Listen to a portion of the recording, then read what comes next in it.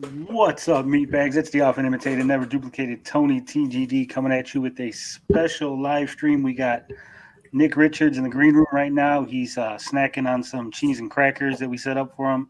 We're going to bring him out in a moment, but first, we need to address the elephant in the room. Now, some cheese and crackers that we set up for him. We're going to bring him out in a moment, but first, we need. Well, that was me being stupid and not closing my window. Anyway, we need to address the fact that some of you guys like to get a little spicy. We're not going to do that today. We're going to be respectful. We're going to ask some nice questions. We're going to wait for Nick to provide us with some answers, hear our concerns. And we're going to be respectful. We're going to do everything above board. We're not going to harass anybody. We're not going to make any insinuations. We're not going to talk about other people that work at the company. We're not going to be worried about other people who are involved in any of the drama. We're just going to talk Amico. So I got some questions lined up. If everyone's good and Nick has the time, we might go to the audience and ask them, some audience questions. But, show some appreciation for Nick taking time out of his day to come here, answer our questions, answer our concerns, have a friendly little chat. So I'm going to bring him out right now. I don't have any music. I wanted to get the come on down music, but I don't got none. So just pretend like there's music as Nick's coming on the screen. Hey, Tony. Hey, what's up, Nick? How's it going, man? It's going pretty good. I got to say, I was a little shocked to see you on a stream yesterday. I was very worried. I was like, they're going to ask all the good questions. There's going to be nothing left for us. But fortunately, they didn't ask everything. I got some questions for you. Hopefully, you got some answers for me. I do. And I guess one of the things I want to say, and one of the factors of being on your live stream is the fact that you did donate over $2,000 for our signed shell to the Children's Hospital of Orange County. And so that is near and dear to my heart. I've done a lot of fundraising for pediatric type hospital situation. My story there is my youngest daughter was fairly premature, so I spent a lot of time in the NICU. So again, that's a heartfelt thank you for that donation, because that's close to my heart. You're welcome. No worries about that. Sidekick Max had some issues when he was born, so it's always good to give to charity. I give whenever I can. It's not something I brag about. I just do it. Yeah. Well, thank you. So the most important question, the question that didn't get asked last night, the one that I was wondering about, the one that I'm sure a lot of people are wondering about. How was the camping trip, Nick? I know you said you went camping this weekend. Did you go real camping? Were you out in the woods, with bears, or was it like a Yogi Bear, camping ground? You know what? If my wife or kids are listening to this, they'd probably cringe at that question. My wife's family has been going to Campland on the Bay in San Diego for 40 years, probably since it opened. It's basically a parking lot on Mission Bay in San Diego. It is one of the camping experiences I despise the most. I just do not like it. So I went down the first weekend, dropped the family off because we have a travel trailer, and then came back and worked the week, and then went back down on Friday to pick them up and bring them back. So yeah, it's not my thing, but it's good for my wife's family all to get together, because they've been doing it for years. Oh, that's good. I mean, I used to go to the Yogi Bear campgrounds every Father's Day when I was married. I also hated it. It was, the only good part was the fishing, but my ex-wife would only let me fish for 10 minutes before I had to go do other shit.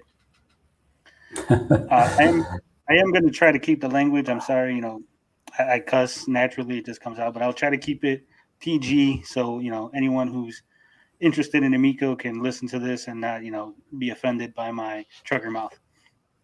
All right. I will try and do the same. So one of the questions people asked on the Reddit was, what made you join Intellivision Entertainment? What got you started on this whole trip? So It's funny. I actually went to college with a goal of potentially getting into gaming, and I took a couple majors that I thought were relevant: computer science and graphic communications. I'm a bit older than probably most people on this live stream, but it was when the internet was just going nuts and it was like the wild, wild west. So never made it into gaming, but I knew Tommy just casually before any of this came about. And he, he'd been telling the story of sort of his vision of where he wanted sort of the concept of Intellivision to go. And so that was probably, I don't know, maybe 9 months of conversation. And I was not necessarily doing anything. I'd sold my last company and went through an earnout. And I asked my kids, I have 2 daughters, they're now 16 and 19. And I asked them what, if you had an insight in the video game space, what would you want? And their basic want was to have friends come over and be able to play games together. And friends, I mean, not 1 or 2, but 5, 6. Some of the games, in my house, we have a Switch, we have an Xbox. They play individually, they play a lot of Zelda. Family-wise, we play a little bit of Mario Kart. They do some of the dance games. That's probably the most common. But there's not necessarily a massive amount of games. So they were just looking for more ways to sort of have a group, have an activity at our house. And I thought that was fairly in line, so I jumped on board. That sounds good. That sounds, I think you said basically the same thing last night on the live stream. And, that original pitch, the original meetings that you had with Tommy, how has the vision of the company changed throughout this journey? I mean, obviously we had the pandemic, we had shortages, concepts that you guys might have wanted. I know in the patents, you had like a smelling thing coming out of the controller in the patents. We did? I don't think so. I'll show you the patents later. Really? I worked on the patents, so that would be, if that stuff snuck in there, I'd be super surprised. Yeah, that was in there, and there was a couple other things like a key card for parents in order to activate. Yep. Yeah, the patent is it's a patent strategy. It's called an omnibus patent, where you just sort of have a laundry list of different things you might explore and build claims around that, getting, sort of trying to cover as much as possible rather than doing individual patents. So yeah, there was some concepts in there that probably we won't pursue in the near future or ever. How has it evolved? I mean, I think we're always learning and adjusting and refining. I think the core of it, I think, still is that we do want to figure out how to economically get quite a few people playing actively in the video game platform, and with some additional technologies. I mean, that's why we've been exploring how we could better leverage the RFID technology. How that, with different accessories, how that might play. Again, we're trying to build a tool set that really creative people can then also figure out how to make really cool and great things. So again, it's, when we talk about it internally, it's not a very good marketing language, and I mentioned it last night, what we're really focused on is sort of multi-generational group play. We got different people, different ages, being able to play together and have fun. And honestly, still today, board games, dice games, card games probably do that better than anything else, and better than the video game industry does today. Yeah, I would agree, but also sort of disagree, because I know, like, my generation, we're coming up, we basically were, we grew up on video games. So I think there's like I did too, believe it or not. I mean, I I was an Atari guy. I joke with Tommy, I guess I wasn't wealthy enough to even have any Intellivision friends. So, but I grew up on Atari. Yeah, I grew up on ColecoVision myself. But, like I said, there does seem to be like a shifting demographic as far as people who grew up without video games, they're moving on, no longer with us. So I think, everybody seems to be familiar with them. So Sure, absolutely. Yeah. So sometimes, I mean, for me and for other people, sometimes some of the messaging just seems a little maybe outdated or flawed. Because, like I said, basically everybody's playing on their phone now. Grandma's on the phone. You got grandpa, he's on a tablet. So saying like that games are too hard or too complicated kind of seems, wishy-washy. Maybe. I mean, I don't see it that way. I see it as that one. I think what's not being done well today is lots of people playing together. I think the industry could do a lot better and in the same room, right? So I think the industry has chose to focus on online play, which is super awesome. It's something different. That's not what we're focused on. As you know, we're not even going to have any online gameplay out of the chute. So I think that's the general vision, is the industry potentially could do a lot better facilitating that group play dynamic in the same room with lots more people rather than maybe just 2 or 3 or even 4. Yeah, I will agree with you that the industry, they kind of don't upplay the couch co-op. There is a lot of couch co-op options with multiple people, but it seems like it's not a focus. It's not like something that's getting highlighted by the company. So it's there. It's just really hard to find. You got to be looking for it. Yep, you do. I mean, for someone like you who's in tune, I hear that argument about there's tons of stuff out there. If you're in the video game space and pay attention, yeah, you can find that stuff. I think most people that are probably more common than not, just random parents, things like that, they don't. So especially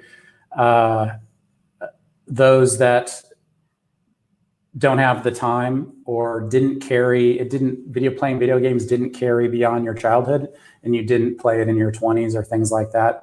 I think you just don't even know. It's just a whole new or an unknown, and you're not sure how to even approach it. So it just doesn't happen. People are much more aware of walking down the aisles at Target or Walmart or whatever and looking at some board games or card games, Exploding Kittens or whatever, those types of games. And that, I think, still is the gold standard when across the board, as far as from a world, at least I should say in the US. In the US, I think that's the gold standard as far as how people think about something to play with lots of people in your home. Yeah, I would agree with that. As far as board games, though, I think that a lot of times people buy board games, then they play it once or twice, and it goes away. How is Intellivision gonna, what is it that they're gonna do differently that's gonna capture someone to keep coming back to the Amico rather than just, play it once or twice, put it away, and then never think about it again? Yeah, well, I hope. So our game development philosophy is more shorter game experiences, which inherently reduces the cost of development. Also, not having online reduces the cost of development. So, one of the aspects that we feel, and also keeping the price down, is that there will hopefully be a good flow of games that people can experience, and it's not necessarily a huge financial burden if we can keep the prices, below $20, depending on the royalties and any licensing and the deals that we make and upfront development costs. I think it would be great, and I think it would be a great way for hopefully us to showcase new talent, because the projects aren't massive and it doesn't require, as soon as you get more complicated, more complex, budgets go up, it just becomes more corporate, right? Because it's just a lot of money to do that. And so I'm hoping that we can also innovate, so you can take more risk. And then that's why the big games and the big companies, and if you talk to some of the, I won't name them, but we've had specific conversations with big publishers, some of them will admit, we don't innovate. All we do is do what we know. And then if someone comes up with something better or more popular, we buy it. That's pretty much their business model. So I think, I think Steam has been great to showcase. The challenge also is just so much. Same in the mobile, there's just so much. And so you almost have to be a better marketer than a game developer to make sure that you get the notice of the people. It becomes more of a marketing exercise than anything else. And that's tough. That's tough for small independent developers. Yeah, I would agree with you on that. You mentioned licenses, and in some conversations that I had with other people, we were discussing whether or not does Intellivision actually need the licenses? Would it be better for, say, instead of paying the money for an Astro Smash license just to make a Astro Smash knockoff? I think licenses is important as part of the overall business strategy. I don't think it needs to be the sole strategy, but part of one, Astro Smash, it was part of the package when we bought the Intellivision assets. So point taken. Let's take Evil Knievel is another one, right? And I think also we need, one of the conversations we have internally a lot is, again, I'll answer this question that maybe you'll ask. If you nail us down exactly on what our core demographic is, it's a family with at least one child below the age of 7. That is sort of our core demographic. And so we do have to start looking at more modern IPs. We did sort of start in the retro space because we sort of had a built-in clientele, but that's not necessarily where we want to focus all our efforts. So we need to look at new IPs that are more modern. Got a bug attacking me for the last hour. Miraculous Ladybug or other, these types of IPs that are not, traditional for my generation, like Sesame Street and things like that are all within the last five years or so. That's an important part of the mix.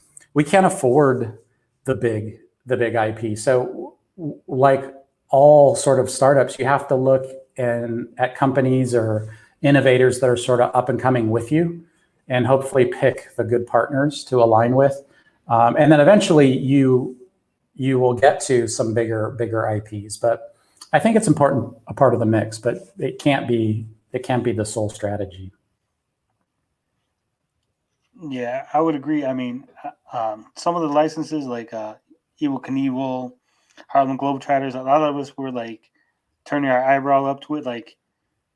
These are things that older people would be interested in, not so much the kids market that you guys are after.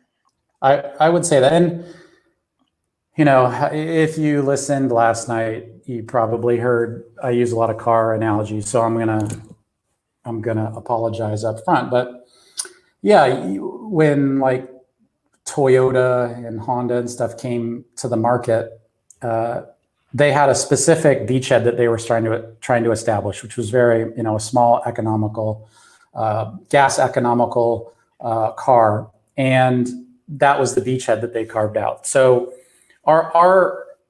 and then they worked from there. Our beachhead is that we need a little bit something for the parents, and then we need something for the kids as well. We need to serve those both, and we need to balance that out.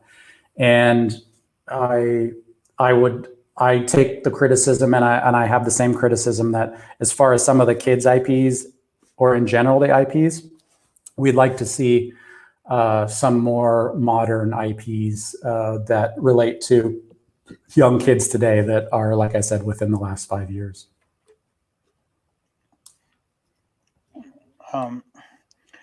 Now, one of the questions that they wanted me to ask you was, in this 2-year journey, 3-year journey that you guys been on, it was said that you've only needed about 180,000 units sold in order to, break even.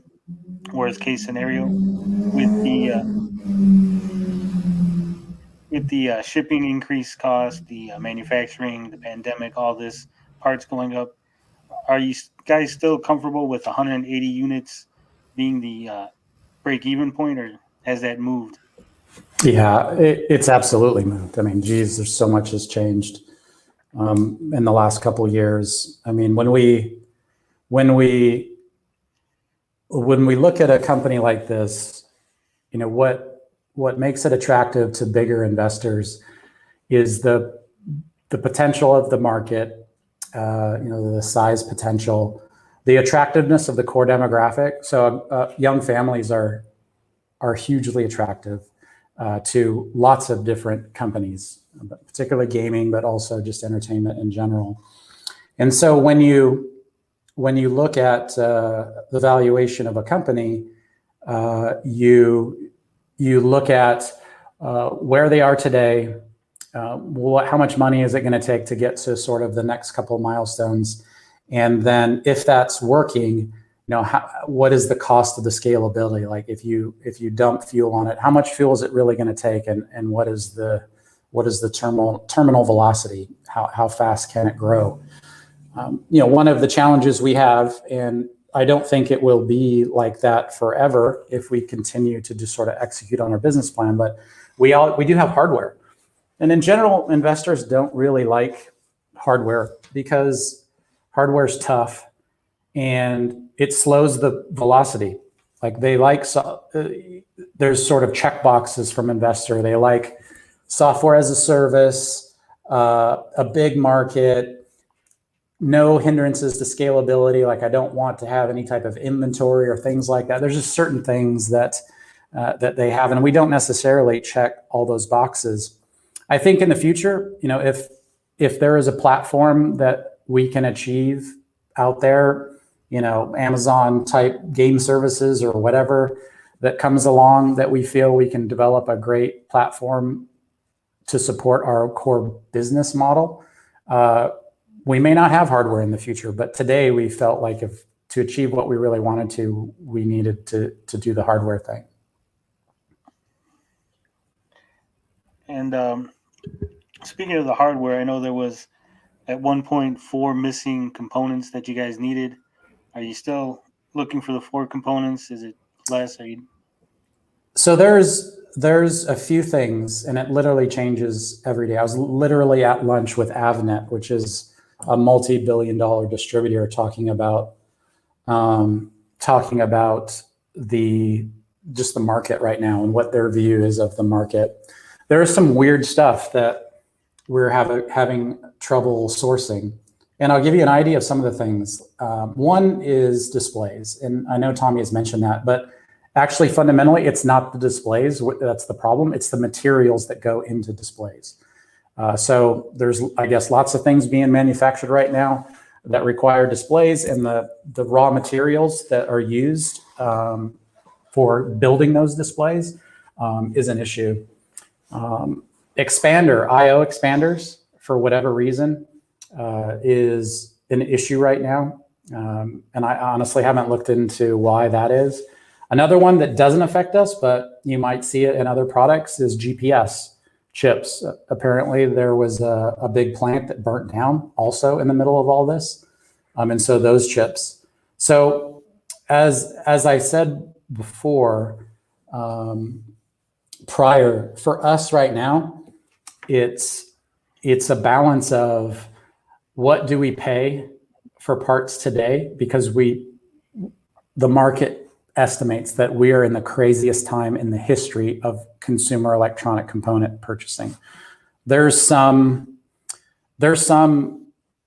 markets that companies that sort of have a lock that are charging, hundreds of a percent charges to secure future inventory. And, in a free market, it's sort of, some companies just have you over a barrel. So we have some challenges in a few components for purchasing at scale. So tens of thousands. I think we're going to be able to find all the components in thousands at a higher price. And so that's now the bean counting exercise, is to figure out how prices are going to stabilize over a period of time, and then how fast you scale and pay the higher prices as pricing starts to stabilize, and you start building back in your margin that you had planned in your business model. Yeah, that was going to be my follow-up, whether or not the parts were unavailable or just too expensive due to all the, craziness going on. But I know Tommy had mentioned that there was some parts that you guys swapped out. There was compatible parts that were, available. Yep. Going forward, the second or third run of the Amicos, are you going to go back to the original parts that you guys had planned, or are you just going to keep the new swapped in parts? There's a couple different things. I can give you an example. Kingston Memory. They announced end of life on that chip, the DDR3 memory chip, after we had spec'd and after we designed everything. And so we weren't big enough to demand a run for more of that. Luckily, some bigger customer was pissed and made them put the dies back in as part of the production line, and manufactured a few million more. And we were able to get about 100,000 sort of piggybacked on that. But we had to, at the same time, requalify a different memory chip because that's just not going to be made by Kingston anymore. So in that case, we'll probably use the Kingston memory that we secured as part of just piggybacking on that bigger customer. And but we'll be using the new memory going forward after we go through the 100,000. But again, every change, it's supposedly the same, but we can't depend on that. So we have to go through a whole qualification and testing process anytime we change anything material. And then also, if it is a material design, if it requires a material design change, things like that, then we have to go back through FCC testing and stuff, and that's always a pain in the butt. Yeah, I was actually going to go and ask you about the FCC testing, so it's a good follow through. I know on the website, you guys, it's not listed that Intellivision has passed the FCC testing. I do know some companies use, shell companies because they don't want some of that information out. Maybe, something about the controllers you don't want people to know about. I know Microsoft does that. So it's possible. I'm giving you guys, it's a possibility that you are passed, that it's just not, we're not looking in the right place. So did you guys pass certifications at this point, or? Yeah, so I'll give you an update, and this is something I don't think that we've really talked about in public, yeah. So the core testing in FCC is the irradiated emissions testing. Well, that's the toughest one. So that's really looking at running everything on the box like full tilt, like all the lights, everything, and just trying to radiate as much electromagnetic waves as possible, and then measuring it from a standard distance. And so, this was probably 6 months ago. We had a few issues that were just nagging, and our engineers were working on trying to figure out where it was coming from. And again, I come from somewhat of a technical background, but some of this stuff is really down to the very nitty gritty as far as just signals piggybacking on top of each other and magnifying themselves, that, have a certain wavelength node that just happens to line up and it makes the signal, too powerful, radiates too much energy. And so we did have to make some changes, which actually we had to rev some boards to get it to pass. And so we've passed all our radiated emissions testing, which is the big one. And so now we're just finalizing, I think, the last bit of, they do some Bluetooth testing to test all the different, signal and make sure each one is not operating outside of sort of the bandwidth of those signals. And we expect to, have that filed and everything done, probably within weeks. Very interesting. That was a lot of people were wondering about that. So thank you for answering that. It's a tough one, and that, anytime you get involved with the government, it's scary, and having to make changes is really a pain because you start over, and so we did have one start over period, and it was painful.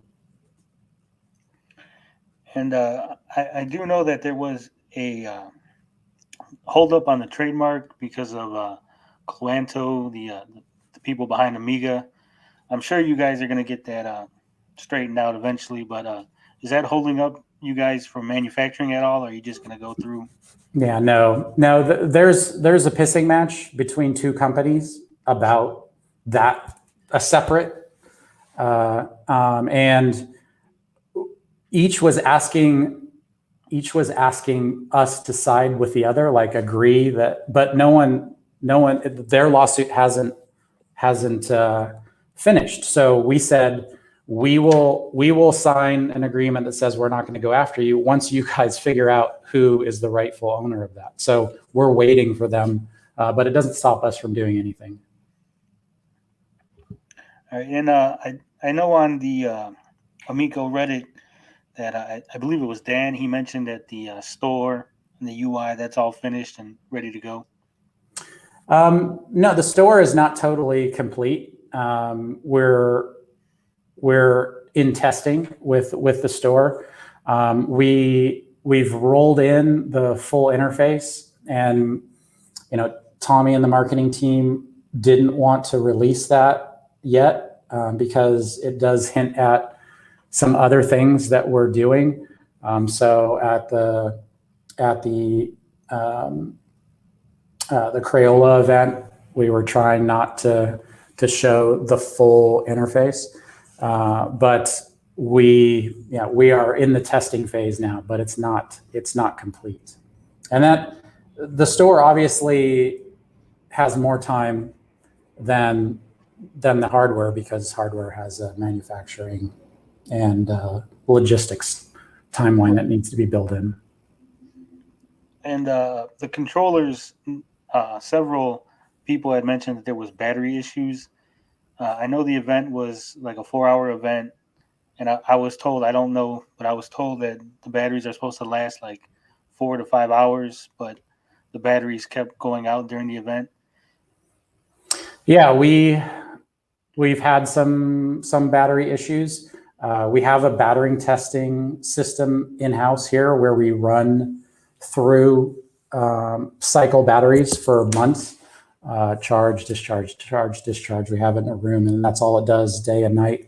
As part of that, we've actually had some shortages of batteries, trying to just get them, and so I think we've had some bad batteries. I think the team has addressed sort of supplier issues of bad batteries, and as far as the charging of batteries, we don't really have any core issues as it relates to that at this time.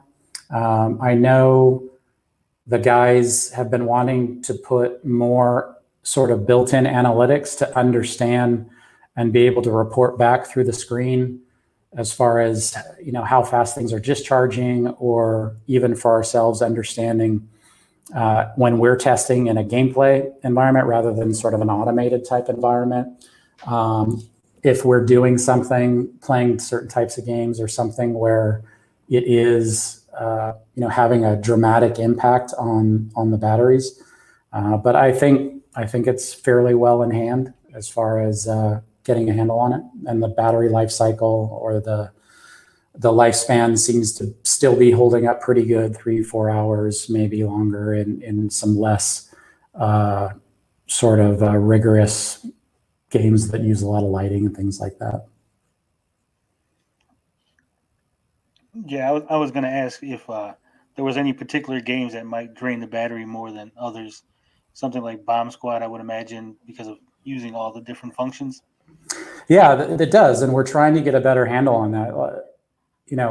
We're building a tool set that people build stuff on top of, and anytime you're doing that, developers are doing stuff that you didn't necessarily expect them to do, and so you then see that and go, okay, wow, I didn't realize you would do that. That makes sense, or maybe don't do that, right?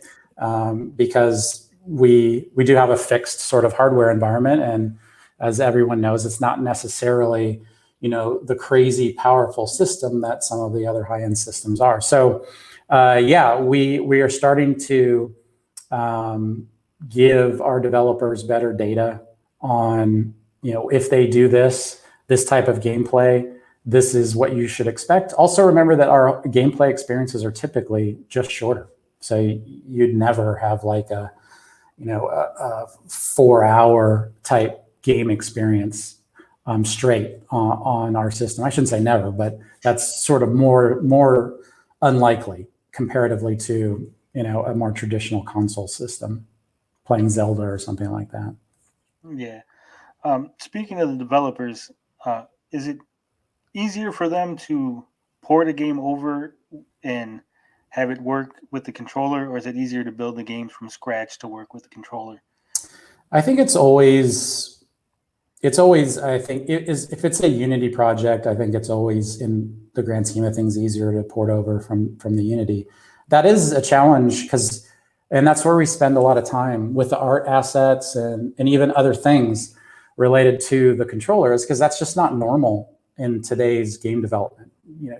Using it, being able to pass graphics to it, using it for interaction, and the API for that is not necessarily just a common development. And so we probably spend a good chunk of time talking and working with the developers as it relates to how you would use it and what's the best way and what to do and not to do. And again, the processor on that is fairly light because those controllers are expensive, and there's a big cost in those as well.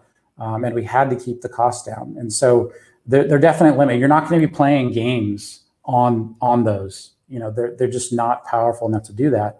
What it's really intended for is to be able to hold information in a game setting that no one else has playing the game. And I think that will port more readily over to games that are maybe more related to board games or social deception games or things like that. That's the true intent of that screen. And someone in the chat was asking, the controller has a pressure-sensitive disc. How's that going to translate to the cell phone if you're using a cell phone controller? Are there going to be some games that you just can't play? Yeah, it's not gonna translate, unfortunately. No, the cell phone app for Android and iOS is only the directional component. And this isn't a question; it's more of a I don't want to say criticism, critique, however you want to take it. There has been several instances of spelling mistakes in trailers. Bad grammar in your emails and stuff, and we don't want to constantly be pointing it out, making videos. Hey, there's so how would we go about saying, hey Nick, this email that you guys sent out, there's still grammar mistakes in them?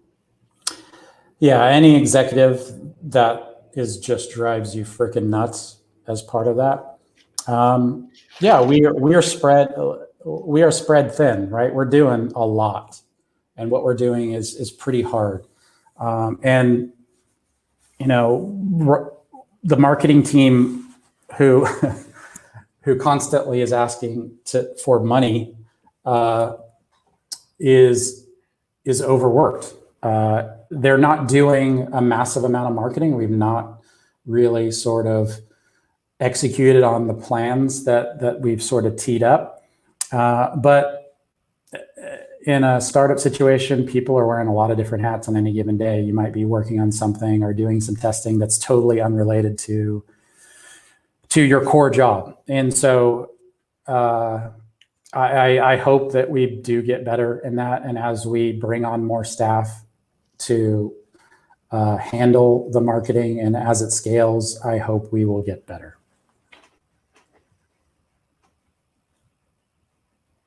Yeah, and to follow up on that, just so you guys know, the last email you sent, on the bottom of the email, it says "found out here," instead, or "found out more" instead of "find out more." Yeah, that's not good. I know Ninja Kitty was in the chat last night on a Retro Bro stream. He was talking about the Leapfrog TV, and I know there was some confusion because there is the Leapfrog, the old Leapfrog, and then there was a Leapfrog TV, which was more of a console versus like a little standalone unit that had a lot of marketing, a lot of IPs that were new, very big, Spider-Man, SpongeBob, stuff like that, and it had a lot of mommy influencers, the same kind of things that Tommy talks about getting, and that thing crashed spectacularly. Mm-hmm. And so how is Intellivision going to differentiate themselves? How are they going to make the Amico work? And it's pretty much the same space, the same strategy, getting the IPs, marketing towards kids, mommy influencers. Yeah, like I said, I think our core success measure is how well we can get different people or people of different ages playing together. Like, I think if we can achieve half of what good board games and card games achieve today, I think we'll find our niche. I think and we need to do it economically. We need to, and I know I've even heard you talk, Tony, or maybe written something about, I can get my Switch, and we have a Switch, and I can buy the Switch. I have 2 of the Joy-Cons, so that's 2, maybe 4. It is sort of a Joy-Con as a controller, but not really. But what we really want to be able to do is say, we have 7 people, let's be able to play. And that's really tough today. That, I think, if we can do that really economically and support good games, I think that's going to be the success factor. It's really not going to be just the kid games or the retro games. That's going to be our true differentiator. And we have to do that really well. All right. And, you were talking about marketing and stuff. And I know in the past, people like Perrin, Kaplan, Kara Acker were mentioned. Are they still on board with the team? So we contracted with Perrin Kaplan through her company. And so her and her team gave us sort of the foundation of how we should look at the market because of their Nintendo experience. So that was hugely helpful in just sort of establishing the baseline of the strategy.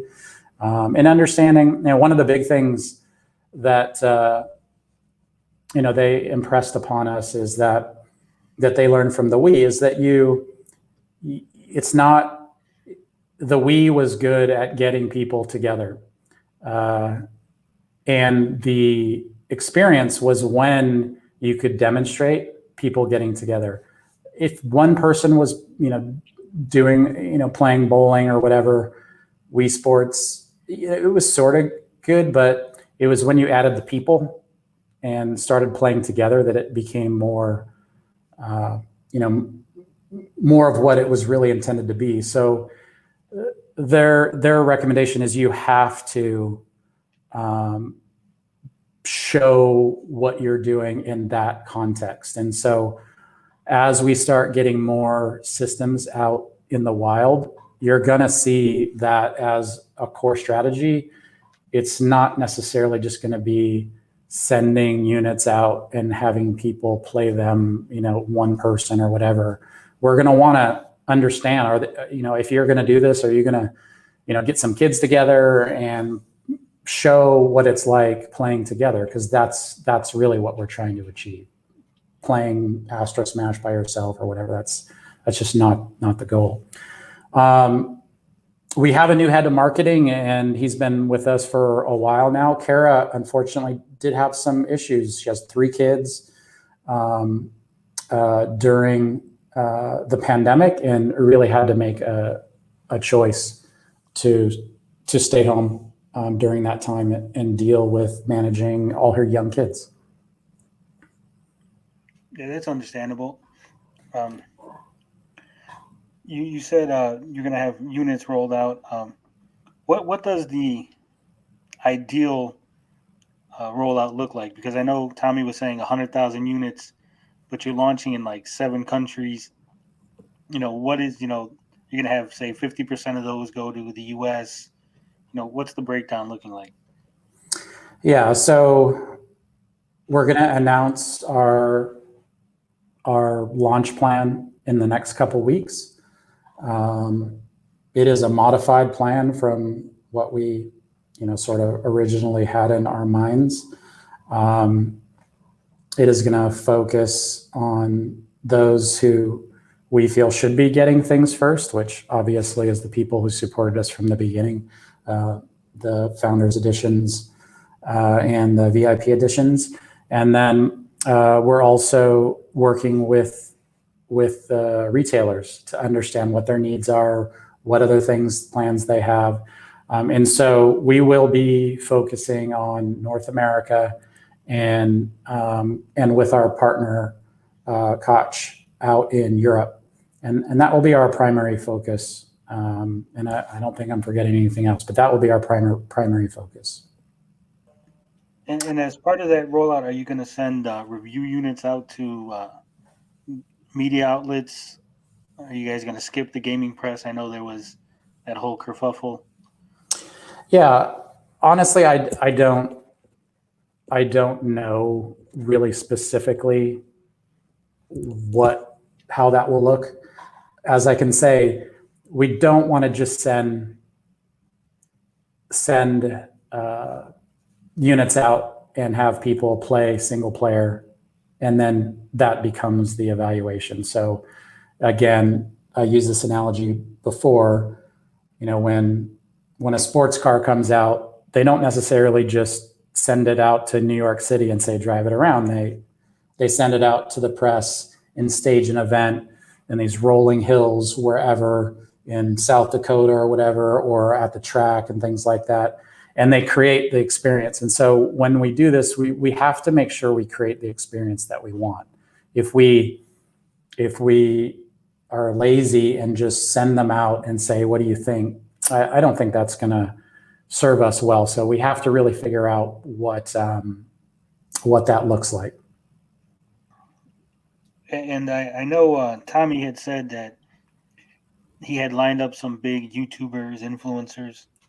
Are those going to be interviews like this, or are they going to actually be sponsored, whereas it's basically a paid advertisement? We are absolutely trying to understand how we leverage influencers who are part of a payment strategy, like paid sponsorship. I know there's this whole shill thing that never seems to end. I mean, I'm the CFO. I pretty much know everything that gets paid. We are not at that point where we're signing up deals. We've talked to some interesting YouTubers about how we would do it more creatively. Like, one of the YouTubers I love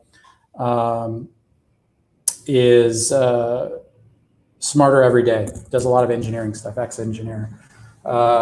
And we really wanted to look at maybe what could we do to make it educational as well as part of the relationship with the YouTuber. It's not just, hey, buy my stuff because I'm cool. We really want to figure out a better way to do that. And so,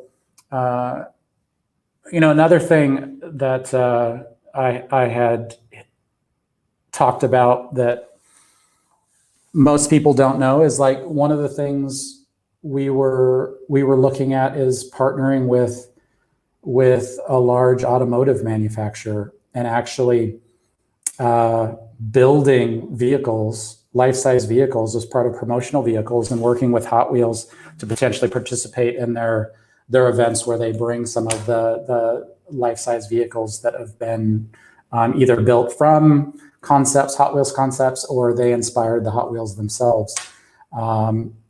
And again, trying to build and do something different than, just again, paying someone to say, buy my stuff. Yeah. I know you guys mentioned maybe possibly building a full-size Moon Patrol buggy. Yep. Yeah, that still may happen. The the funny thing is that the vehicle that was based on is delayed, so we couldn't put the deal together. Maybe you'll be able to like raffle off a free ride in the Moon Patrol buggy at some point. Well, as part of that deal, we were going to, as part of their promotion, we were going to actually give away vehicles. Because again, this large manufacturer has a vested interest in the family market. That would be interesting, seeing those drive down the street. Destruction, yeah, 6-wheel vehicle, 40-inch tires, would be awesome. Yeah, I know we just had Jeff Bezos go into space. Maybe you guys can work a deal out. He can have like a little Astro Smash. Yeah, I'm sure Intellivision is one of the first thing he thinks about when he wakes up in the morning. It should be, right, though? It should be. Yeah. I heard Jeff Bezos is a hater just like the rest of us, so he thinks about Intellivision a lot. Maybe so. I could leverage that if I could get his attention. So whatever it takes. I know that you guys had mentioned putting kiosk in department stores and stuff. Is that going to be like in, say, every Walmart? Are you going to go specific, like hit just this state? How's that going to look? Because a lot of people were asking, they want to try it, they want to be able to hold it, but if you only have kiosks in, say, major cities, there's going to be a lot of people that aren't going to be able to test it out. Yeah, obviously we'll have an online presence, but our actually direct to marketing strategy will have some geographic specificity to it. So unfortunately, we won't be able to get everywhere. So we're looking at major markets. We're looking at our partners and where their presence is, like working with MLB. Obviously, we're looking at what their all-star game strategy is. We plan to integrate into some of their marketing activities. We're looking at also, what the minor league structure is, and can we get closer to communities and with some of the minor league teams, things like that.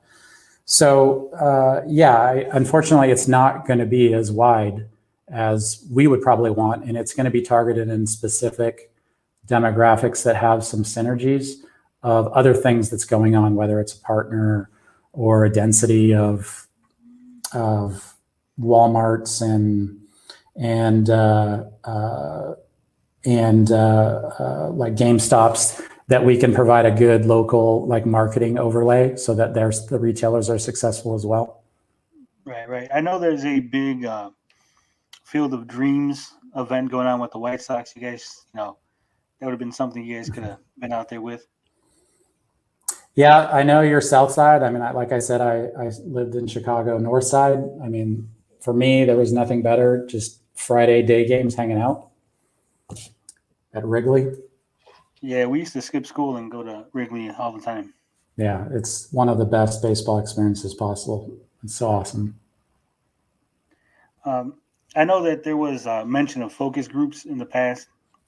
Obviously, these were done prior to the pandemic, prior to everything. Are you guys ongoing with the focus groups, or are you still using the old data? Yeah, so we continue to do focus groups. We have a room set up here in Irvine that we bring people into and play. The more structured facility is in our Salt Lake. So we have a video set up where we can, picture in picture, we can record them playing and see the game. And so Salt Lake is great. That market's great. It's very family focused, and with LDS there's just a ton of families and big families. And so it's been sort of target rich to be able to get families in. And so that is happening in earnest every week now, because it will just be nonstop, right? Because it's really the games. Yeah, we're trying to understand some of the sort of usability issues and things like that today. Those are slowly wrapping up, and I think we're getting pretty comfortable with what we got. But from a game standpoint, we're still developing sort of best practices on navigation and things like that, and trying to get developers to sort of follow some standards so that when you're in our system, it does feel more like an ecosystem and not necessarily a bunch of disparate games. But the balance is we don't want everything to be, just the same either. Very homogenous. That's sort of the other side of that coin. That's not necessarily a good thing. And were there any surprises with the focus groups? Maybe, games that you didn't think they would like that they ended up liking, or games that you thought they would like that, they didn't like? Yeah, I think when you're talking about multi-generation, multi-skill, I think one of the hardest things has been to try and find the balance of your ability to, I guess, play your dexterity as part of that. If you have a grandma that's playing, just the speed of it, the difficulty of it, it's just really hard. And so I think what we started to learn is that every game, and it's probably common sense, but we definitely it became a reality, is that some games have certain aspects of it that just make it difficult for certain people, whether it's maybe a dexterity thing or just, when you play multiplayer Missile Command, there's a lot going on. So if someone visually has a hard time just tracking everything that's going on in the screen, and I don't know what that aptitude is, just sort of spatial awareness or something like that, it's just hard. And there's not a lot of change, I think, that we truly can make to make that. So it's going to be a subset of the demographic that is going to enjoy that game, and some are just going to struggle with it. So I think what we've learned, and we continue to learn, is that we have this goal of getting everyone to play and balancing the ability to be able to feel like you're truly competing or playing. But some games are just not going to be able to achieve that. Yeah. So there's this talk in the chat about the Karma engine. Yep. I know at one point it was patent pending. Then I know it became more of a It's part of the patent. Well, no, it's part of the patent. If you read the patent, it's in there. Yeah, I know it's in there, but like John Alvarado's in the chat, and he's saying that it's more of a philosophy, more of a something that you guys tell the devs to do, whereas it's not an actual engine. Yeah, correct. So our vision is that it can be more. I would say, yeah, it's more of a philosophy today, in a sense that we really want developers to try and figure out how to balance things out so that people feel like there's a chance to come back in the game. From an engineering standpoint, we do see the idea of, so this is more of a grandiose vision, right? And maybe or maybe not it's achievable, but esports today is pro sports. It's mostly the best of the best playing and people watching them. And we do have the idea of the rec league and how you would actually facilitate people of less skill and maybe father-daughter competitions, things like that. And then what would be the balancing effects of that? And then if you read the patent also, it gets into actually data analytics as far as tracking people's play and actually being able to group them together and stratify them, similar to, like, I know it's not automatically people get assigned based on competition, but like the US Tennis Association's leveling system as part of that. So you end up with an idea of, oh, I'm a level 3, whatever, for this particular game. And the system through analytics and big data has been able to actually figure that out and classify you based on performance characteristics. So that's probably the vision forward for the Karma Gaming engine. Today, it's more of a philosophy. I think that's right. And how has that been received? Because I know there's a lot of people, like Mario Kart has rubber banding. Rubber banding's been around, and people don't really like it. They don't like to see that, I'm winning, then suddenly the guy who's losing just jumps up front because the game makes it so. So how do you guys go about, making sure that it's actually not over helping? Yeah, I think that's just the game balance design. And that's really, I think that's the expertise of the people developing the game. Some are going to implement it poorly. And, maybe, I don't think there's any objective measure to say, oh, it needs to be this. But we really do spend time talking about it as far as how, what is your strategy for this? And I think again, there's some good concepts. I know skiing has been something that they spend a lot of time talking about. If you fall behind, how do you get put back on the screen? Where is that placement? I know I heard a lot of discussion about how the system doesn't tell you where you're going to pop up. And so you get surprised and it's hard to navigate as soon as you get put back and spawn again. So I think it's going to be each game, and hopefully it gets implemented better than not. I know I was playing Trials Fusion the other day with my kid, and when you get left behind, it actually shows in front of the person that's still playing, where you're going to appear. You guys thinking about something like that for skiing? Yeah, I believe that was the ultimate solution that they've implemented. Right.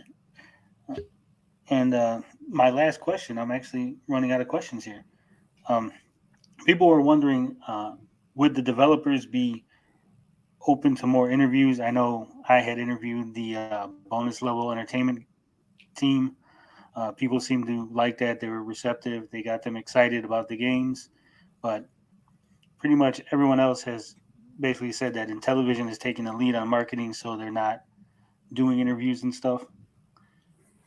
Yeah, I mean, I think we're, as you might suspect, I think we're a little sensitive at the moment because if you don't say the right thing very quickly, you can get picked apart. So I would suspect the marketing team is going to be pretty selective as we roll out, and we'll probably have to have conversations with each of the developers to understand, who is going to be the person, and are they good at speaking in public, things like that. So any type of PR strategy, you and others have been the ones that have pointed out some of our mistakes from a PR standpoint. So we're probably going to be more conservative going forward, and you're going to see less of us as individuals and more marketing coming out just from the company. And I know we had a discussion about what I would qualify as misleading marketing, and you disagreed, and that's fine. But like the latest video from Intellivision where you had the Crayola experience, at least one of the individuals in the video is someone that is a close friend of. I'm saying close friend because that's the way Tommy refers to people, but Tommy refers to everyone as close friends. Yeah, that's one of the jokes we make. But I know Anthium Two Tails he's a YouTuber. He's got a bunch of positive Amico videos. He's in the Crayola experience reaction video from Intellivision.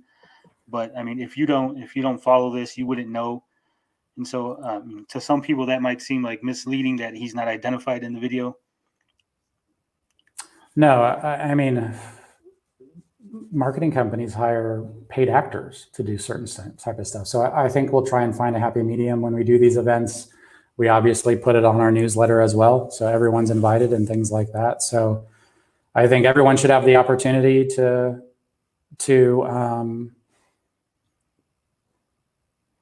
have a voice. I don't think we're going to get in a situation where there's a legal disclosure for every person based on their relationship, like you're a stockbroker and you have to disclose every relationship you have based on that. So yeah, I think we'll try to continue to have a balance, and maybe we do it good one time and maybe we don't do it as good the other time. That's fair. I mean, like I said, if you don't follow this, you wouldn't notice. It's just something that, people that are following the Intellivision Amico, they instantly recognize, oh, that's Cyrus, that's such and such. Yeah, I mean, let's face it. I mean, it's human nature to lean towards people that give you positive feedback, right? We all do it. I mean, who wants to hang out with people that hate you and call you names? This is not fun. No, I mean, we're gonna make more of an effort to get out. So our goal is to do, an event every month or two. So I know the guys in Salt Lake are trying to get an event planned with Children's Museum out there in Salt Lake. I know they're working on a couple events out here in California. I know they have a couple other geographies that they want to hit. So again, I think it will always be a mix of new people and whoever's in that area. Some of the YouTubers that are fans have not had the chance to come and check it out because it's just not in a geography that has been convenient for them. So we're gonna try to continue to get it in the public on a regular basis and get it in people's hands. Yeah, like I said, that's it. That's all the questions I have. We ran through them pretty quick. Nick has been open and honest. So if he's up for it to, if anyone in the chat wants to ask a question that's appropriate and not harassing. Yeah. So Tony, go ahead and facilitate from your audience. Let's see what we got going down here.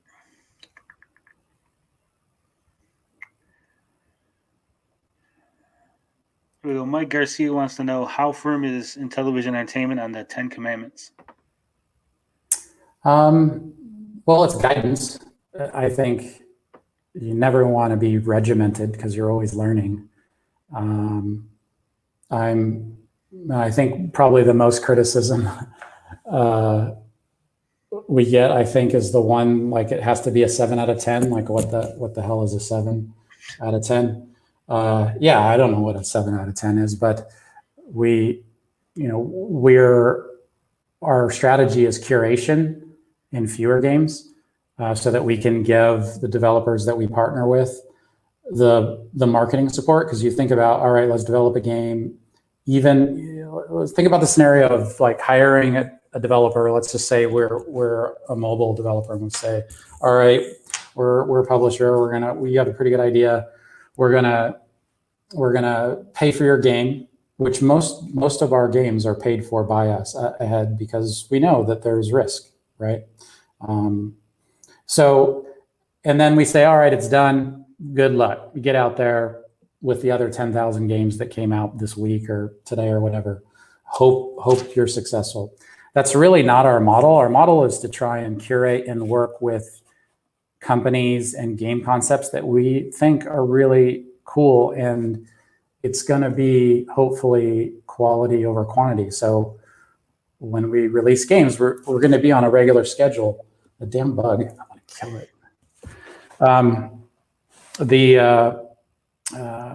We want to be able to showcase them and talk about, spend some marketing ourselves on why we think that this is a great game and why it should fit our demographic, our customer base that we're shooting for, that we have and that we hope to grow.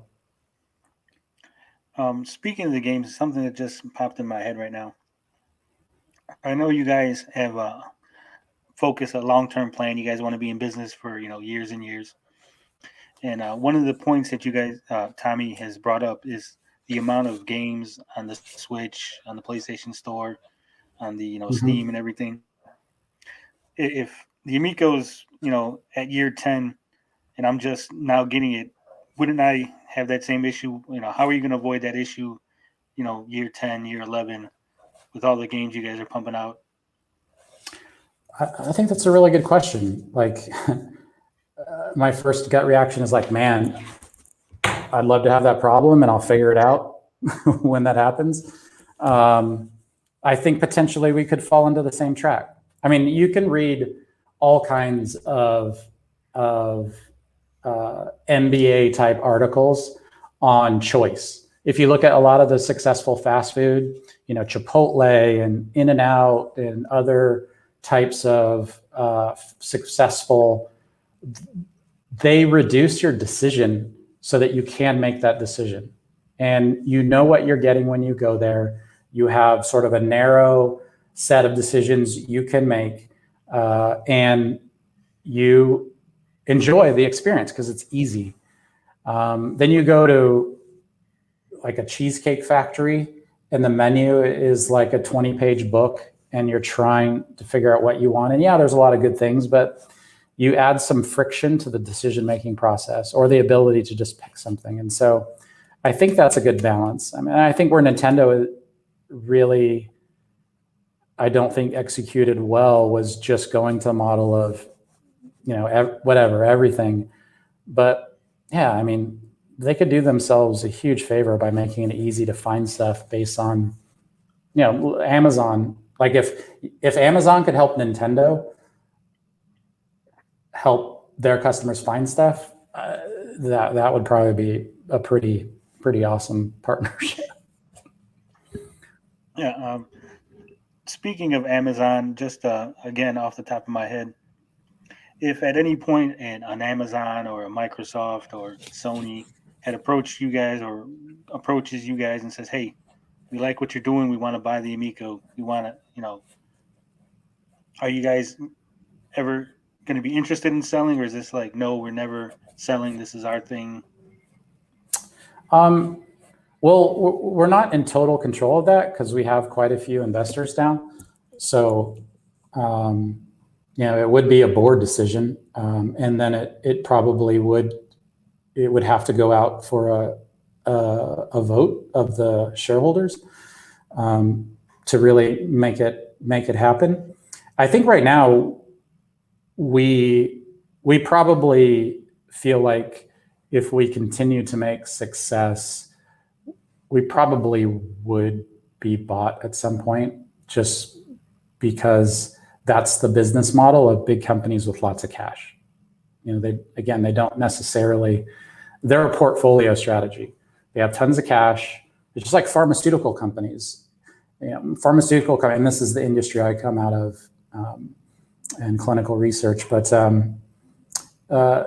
they actually spend more on marketing than they do on core R&D, which you think is surprising for a drug company, because their core business model is a sales organization, but it's also a portfolio company. So they're just letting everyone else innovate, and then they just buy up companies. And I think the big boys, that's what they do. It's much easier, and they're good at it because they have lots of cash, and you can't do it unless you have lots of cash. Yeah, I know Microsoft has been buying up people in the last couple of weeks. Yeah. I mean, all of them, Apple, and I mean that's just part of their core business, and I don't think it's going to change. Lavos is wondering, have you guys thought about bundling controllers with a charging unit? Yeah, so our industrial engineers, we recruited 2 really good guys, mechanical engineers out of Ohio, super awesome. They have sort of a portfolio they're looking at. And absolutely one of the ones is a charger bundle, like a two controller charger bundle. And Pablo Garcia Rodas wants to know, have there been talks about maybe cutting down on some features? I think some people are concerned that some things like leaderboards and LED lights are unnecessary and kind of cheesy. Yeah, it's, so I play 2 roles, COO and CFO, and sort of the difference is numbers and then just operational stuff. But, I'm any CFO, like part of one of your big tools is just saying no. And, it's hard when you're doing something creative, right? And so they always talk about, making movies and stuff. My wife worked at Warner Brothers, and hearing some of the stories, as soon as you get the suits involved and they're just doing the bean counting and they say, we don't need those lights, that's stupid. I don't know. And so we've just sort of been letting the creative people, and I put Tommy in the creative side of all of this. I don't know if that would be a surprise or not, but, and I am not a creative guy. So I've been trying to give them leeway and not trying to say no to too much. And, maybe some of it will work out. When it's amazing just how much lighting actually, it done well, it has an impact. Like if you think about a concert, really good lighting adds to the experience. It's just another visual. And so, if lighting can create suspense, or I think it'll be effective on the controllers, because you can use lighting for a lot of different things on the controllers. On the console, I guess for some games it won't matter, and it probably not even worth using it. But I think they have some cool things that are just fun little things that are sort of surprises that they're going to do with the lighting. That's just part of the core system. But I don't know. If I put my CFO hat, I'd love to cut a lot of cost out of that, but I also don't want to stifle creativity. Right. Is there any concern that maybe the console, like my consoles, are put inside the entertainment unit? So, is there any concern that the Amico will be put inside in the entertainment unit, and then the lights, on the console itself will be unnoticeable? You won't, Yeah, I think, and this is where some of the interface and some of the things I'm trying to think what I'm allowed or should be talking about as far as what's going to be announced in the short term. There is stuff coming out that's going to give the Amico some more personality, and I think this will resonate more with kids. But they are sort of taking the Walt Disney approach, in a sense that how can you make this thing sort of fascinating and not just a box that runs games. And so, we'll see. Yeah, I think I know what you're referring to. I won't mention it, but I do. Okay. I know some stuff got out with some of and that's probably the other thing I'd just like to state. And I've been trying to watch the chat, and some some people have been mentioning me about asking people not to do things. And so, there was a lot of drama around the Ars Technica thing. And I was in the middle of that. And that's my job, to protect the company and to talk about, I killed a bug. Look at that. You probably can't see it. No, it fell off. Oh, I feel rewarded. That thing flew in my ear like 10 times. It's very loud. Oh man, what the hell was I talking about?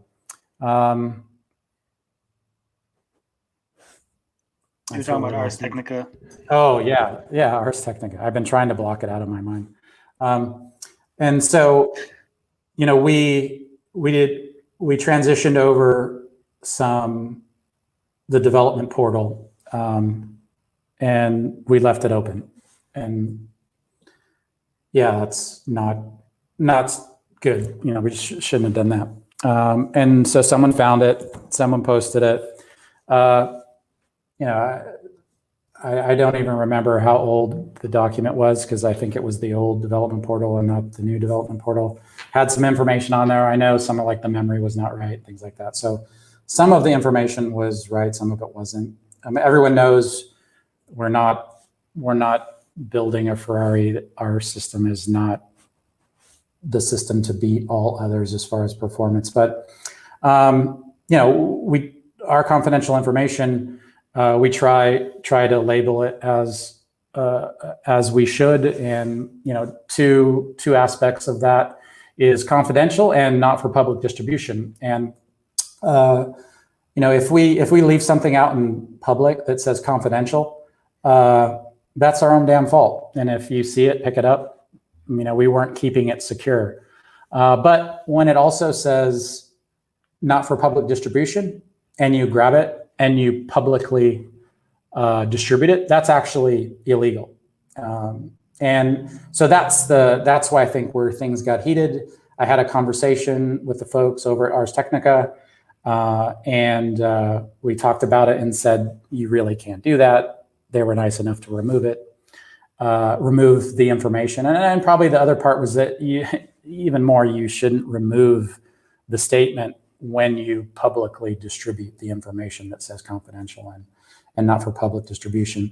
And then because of this, they removed it from the Internet Archive as well. So that's my job. I need to go out and if people are making statements of fact that are absolutely untrue, I need to at least mention it. If someone brings it to my attention and just say, this is not true, please consider changing it. So that's probably not the fun. It's like being a police officer. The interactions aren't necessarily positive, but that's part of my job as well. Yeah, I know there is a weird line, between what a journalist can, legally report on versus what they can't.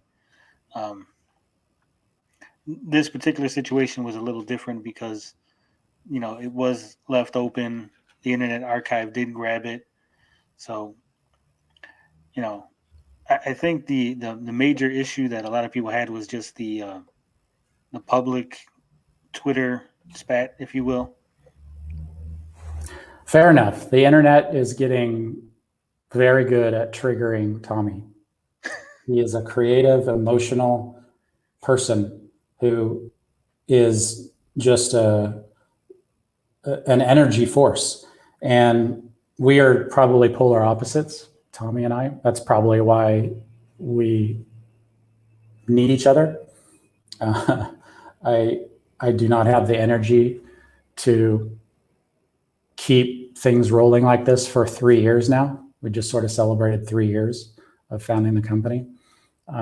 It's a long road and it's hard. So yeah, he'll be the first person to tell you he wears his heart on his sleeve. And sometimes people really, really get to him and he reacts accordingly. He's a fighter and he's carved out his niche in the world because of that. Yeah, I'm not going to touch that. But Mike Garcia wants to know, is Amico open to traditional controller support? Yeah, I don't know. I mean, I guess we could publish, the spec and people could do that. Yeah, I don't know. I mean, maybe John's thought about it a little bit. I know he's online, our head of engineering, our game engineering, platform engineering. Speaking of the specs, and like you said, everyone knew the system wasn't going to be a powerhouse. It wasn't going to be competing with the PS5 or the new Xbox. No. So I think one of the questions that people had is why the secrecy? Why not just announce the specs? Here they are. Whatever backlash you would have gotten, it would have been over and done with by now, and people would have moved on from the specs, and there would be no big kerfuffle, as it were. Yeah, I mean, I just think it's emotion. You want to control your message, right? And when people start screwing with that, so yes, fair point. We'll do better. All right, John's answering. He said, we originally had plans to support other controllers and may still in the future. But again, due to resource constraints, we had to focus on our controllers first. Fair enough.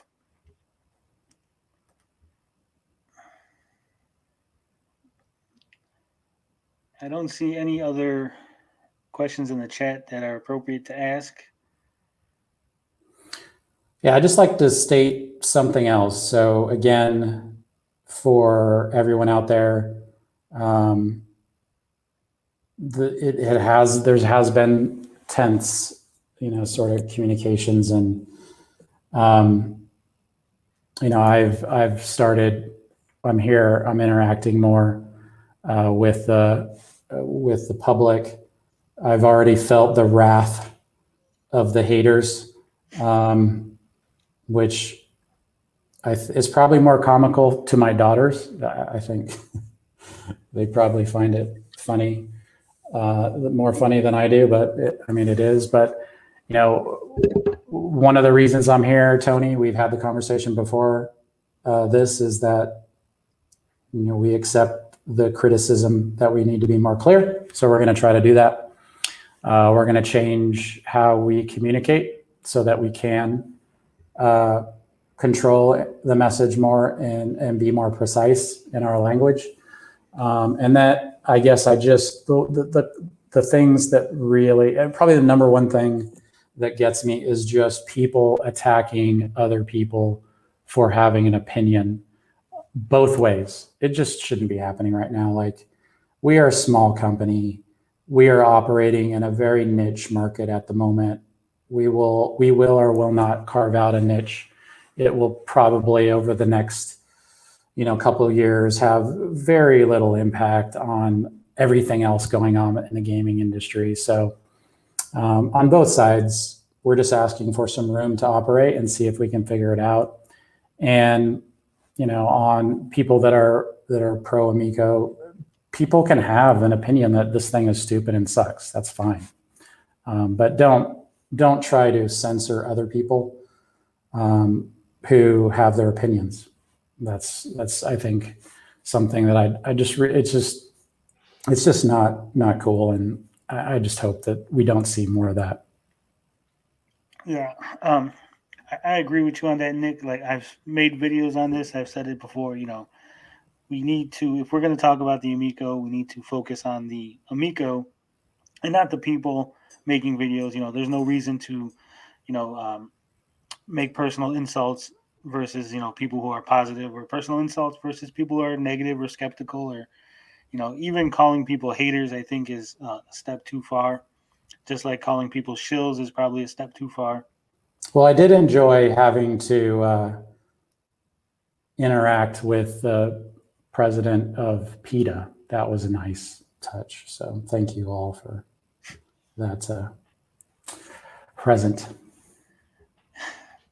There's probably a story behind that I don't really want to get into. No, that's just my little under the wire thank you to those that helped with that. my little tip of the hat to the haters. I will call them haters, but fair enough. Yeah, let's just focus on. No one likes it. It's like bullies. It's just, your first reaction is to lash back, and it really shouldn't be. And at my age and my position, I shouldn't be either. But we're all human, and it does get frustrating. Yeah, I understand it. It's understandable, but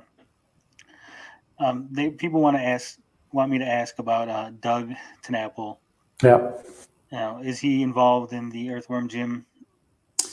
So obviously, he's a big part of the origins of Earthworm Jim. We've not paid him. He has never been employed. We've never paid him a consulting fee. I think some of the guys would like to get his opinion from time to time, but we don't see ourselves, cozying up to him. On the flip side of that coin, man, people just got to let others have their opinions, and none of us are perfect. And if you want to, and again, I'm a more, I guess, libertarian. I'm just like, as long as you're not hurting other people, operate in your space, interact with your people, whatever. But I hate the cancel culture today. It's just horrible. So yeah, we're conscious. He has his own beliefs. He's outspoken. We don't necessarily want to even have to have that debate. So yeah, I think our interaction will be way less formal than relationships we might have with other people who are intimately involved with the origins of some IP that we're working with. And just a follow-up on that, since Doug is not going to be a formal member of the team, he's just going to be, consulting in a non-monetary. And I'm speculating, like we don't really have a plan on. We haven't orchestrated a specific plan on how we leverage Doug Tenapple. That's just. I was just going to ask if he wasn't involved, who was going to be doing the art, because that is. Well, we have three awesome artists, award-winning artists. We have, we do have, I probably won't use people names, but we have Mike, who was on the original team, artist. I can't remember if we publicly announced another artist who is Mike as well. Very, very talented illustrator, things like that. So I think we have the chops to cover it, and we have the background of people who are involved from the art side directly that we can handle it. And the other elephant in the room, I guess you would say, is people wanted to, have you address the comments in the past, statements like there's, rape games on the Switch. Switch is the rape console. I saw the report of stuff that is on the Switch, and it was pretty shocking. I think Nintendo should make the parental controls a bit easier. It is a lot of steps. You get the app. It seems to be, of the three, the looser one as far as what goes on there. I know there's some segregation of stores as far as US. The US is, the US, with its Puritan roots, is much more sensitive to, we love violence, but sex is bad, which is sort of crazy. You can kill everything and everyone, but boobs are terrifying. In other parts of the world, the Nintendo store is totally different. So you also have to, we're hoping to be a global company, and so you have to look at the context of the Nintendo store in Europe and in Japan and others. And it is different, actually, quite a bit compared to the US. So that's the context, really, of making some of those comments. And in the US, it's probably a little bit more locked down. I feel like the version that you've given us here today is a lot cleaner, a lot more. It's not so controversial the way you said it. Obviously. I usually like to say it's more boring. It's not exciting. You know what? Most of my audience is older people, so they like the boring explanation. We're not here for the controversial, fighting. I can talk for an hour on cash flow models, so if anyone's into I'm it. sure that there's probably people in the chat that are rubbing their hands together, waiting for that. Yeah, there's one, maybe 1.5. Maybe some of your employees want to hear about the cash flow models. Nope, not a one. Only if it relates to them getting money to do what they want. Okay, Easy G wants to know, can you discuss anything about the revenue split between devs and Intellivision? Yeah, I know that's come up, and this is probably a good example where a piece of information is taken and then it's just sort of marketed across the board as a fact and the only way that we actually do deals. So part of the conversation with developers is that we have some uncertainty on timing and revenue, and we don't have a lot of data on what we think the performance of your game will be and things like that. So we have found that we had to reduce to get the developers we want. We've had to pay them, and so almost all our deals are paying for their time up front. So if things go south, they at least got a paycheck to do the development. The splits are all based on that sort of discussion. Is like, what do you want to take any risk up front? And what percentage are you going to get? What is the pricing going to be? I mean, early ones. So we wanted to launch with a lot of as Tommy said, around $10 for everything. We realized that we're going to have to start adjusting, or we're going to have to adjust pricing based on what the developer wants to get and based on the data we have and the performance of that. And maybe we have to put in kickers if we really want the developer. But we also want to make sure we're budgeting so that developers that come to us that just want a shot and we think it's really cool, that we can pay for that and give them the opportunity. And maybe the next, maybe the second game, man, we really gotta pay through the nose because it was such an awesome game and we want more. We paid for the first one, but they know they're going to be successful on the second one and they have a good concept, and we're really going to have to bump up those royalties. Honestly, I see the question about merch profit split. It really hasn't been a conversation. I think we're so sort of focused on, I need to develop the game, I need some money, there's risk, let's get everything done and get the game out. The merch honestly hasn't been a topic, but I'm sure it will be. And speaking of the developers, are the games exclusive permanently? Is it a timed exclusive deal? Would they have an option to say, hey, you know what, we want to 6 months from now release this on the Switch, on the Steam or something? So our goal is to leverage our unique hardware to create an experience that would be tough to replicate on other platforms, or maybe too expensive to replicate on other platforms. So that's our core goal. I will say that we are working on deals that would support that model, where there would be a version that would find its way to other platforms at some point in the future. But that's something new. We haven't done it yet. We haven't done that deal yet.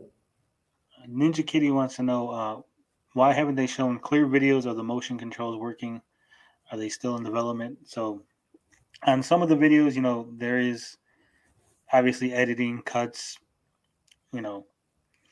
All right, I know Ninja Kitty. I recognize that one. I get reports from our interns on people.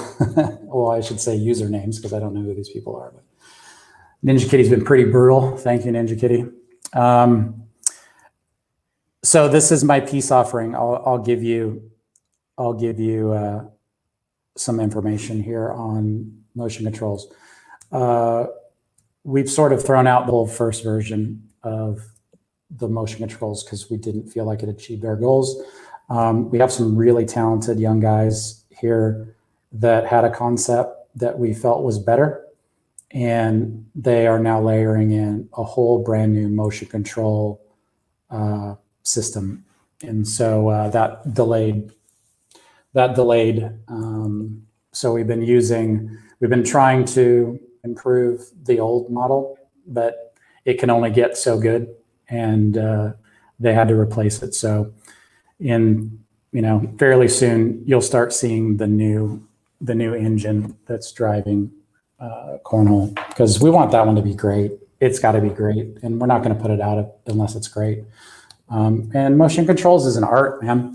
I don't know if people really thought about how you implement motion controls, but the software has to find the right balance of the user input, but it can't be too accurate as far as the variations in your movements and things like that, because it just becomes too hard. And so there is filtering and smoothing and stuff like that. And you can only, it has to give a sense. And we looked a lot at the Wii. Like I don't know how many hours and hours. Like the big conference room is right outside my office, and I can't tell you how many times I looked out, and they're sort of mapping out what the Wii did and what it was good at, and based on motion controls. And so you sort of have to also give the user a couple core inputs. And as you play, you sort of learn what those inputs, whether it's just a twist motion or a velocity motion. If you give them too many variables that they have to control, it just becomes too hard, and it's too hard to learn. And it becomes people that have really good muscle memory become really good at it, and those that don't just can never do it. And so this is one thing that, man, they've been working so hard on it, and I think they're heading in the right direction. So I'm looking forward to this new engine, and like the physics math that goes into this is crazy. I never realized. Yeah, we have one young guy who's so good at it and really doing a good job. Yeah, I was gonna say, I know the Wii had to add another version of the motion controls because the first version wasn't that good. They had to add that little attachment. Yep. Yeah, we don't have that. I mean, we're not going to have spatial awareness as far as what direction we're doing. So I think it looks really good. It's the most visible development because people are always standing up and throwing things, right? Or going through the motion. So Connor, the guy who's working on it, he's doing a really good job. So I think it's going to be good. All right, so they want me to ask about the input lag in the videos, and I'm going to piggyback off that. I'm sure you're familiar with the username Leo DS. Yes, I've that's showed up on my desk. Showed up on his desk was an offer from Hans Ippisch. Hope I'm pronouncing that right. But Hans, no one was ever sure if this was the real Hans or just. You never know these days, do you? Right. I don't know. He had invited Leo to come to the German office and do lag testing and try out the system. But like I said, no one knew if it was the real one. There was never any come together between the two parties. So I doubt it because we don't have engineering in Germany. So it probably wasn't him, huh? It was not him, I'm guessing. Yeah, this is a frustrating one because for us, it's it's always in the context of the game, right? If the game feels laggy or not. It's also related to the game and the game development. And so, this is one of the things that we're getting better at, and we will need to sort of provide really good information on how to develop good games on our system. It doesn't have a lot of power, and so I think I said lazy. And someone might attack me for saying your different developers are lazy. No, I mean, you just look at Microsoft Word. There's like no way that application should take that much resource on your computer. It's just ridiculous. And a lot of it is just baggage and coding practices over many, many years, and just bloat and not refactoring the code and things like that. And so, we have some developers who are just really good. Other Oceans is just amazing. Those guys are the power. These are guys that are doing Astro Smash and a couple others.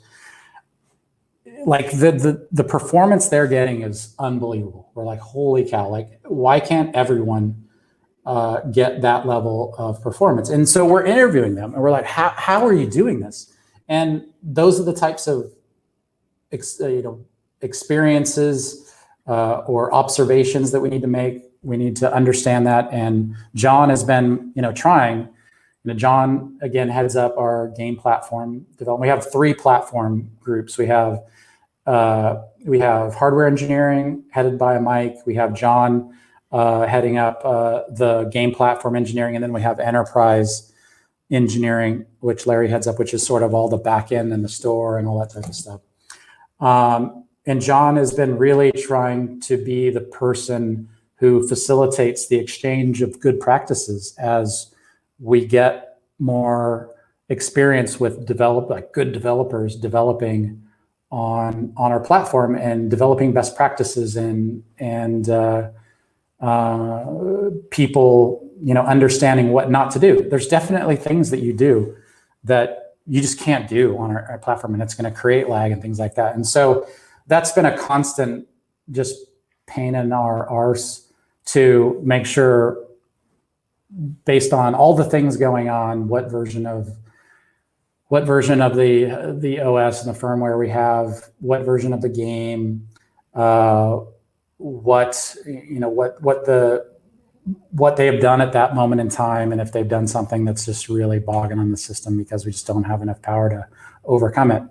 And so, yeah, I mean, there's some games at certain points in the development time that have shown some lag, but it's not systemic. So, I mean, I don't know how many people we've showed playing games, and we've done public events, and the games that we've showed are running fine. Again, I think we are splitting hairs here now. We are not the Ferrari. There is always going to be millisecond lag in there. How many milliseconds there will be, and how many will be allowable from game to game. For spades, it's not a big deal. Is there lag? I mean, I don't know if there's, what the millisecond lag is on spades, but again, it's not a button punching type, precision type game. So it's not that critical. So yeah, I think this is one of the things that have just blown up way bigger than it probably should have. Yeah, I would agree with that. I think it was more of when someone said that there was lag, and then the pushback against the lag, and then the pushback against the pushback, and it just escalated and escalated to, here we are. Our PR guys gave me a whole overview of this topic, and I read through it, and I honestly couldn't even understand what people were what side they were arguing. It's it was just like a melee fight, and I wasn't sure who was fighting who at some point. I don't know. Yeah. Bisco wants to know, will people be able to back up games? What will happen when the servers go down? Will you support private servers sharing games or hosting do-it-yourself leaderboards once the servers are gone? Yeah, so on the leaderboards, I don't know. I don't think we've even thought about that. We're trying to I think you and I, Tony, did we have a debate on? We had a debate on physical media. I think we did. I don't know. Yeah.